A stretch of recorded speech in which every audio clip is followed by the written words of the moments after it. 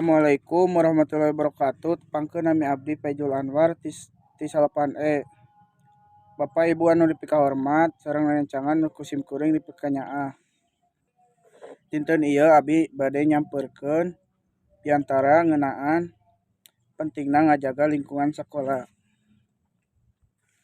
Sakola teh lain ngan saukur tempat diajar, tapi oge tempat urang ngawangun kabiasaan anu hade. Lingkungan anu bersih bakal ngajaga fasilitas sakola supaya tetap rapi.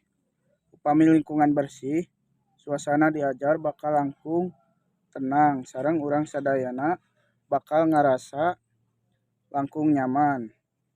Janten, hayu urang babarengan ngajaga lingkungan sakola supaya tetap bersih, asri, sarta nyenangkeun. Hatur nuhun. Assalamualaikum warahmatullahi wabarakatuh.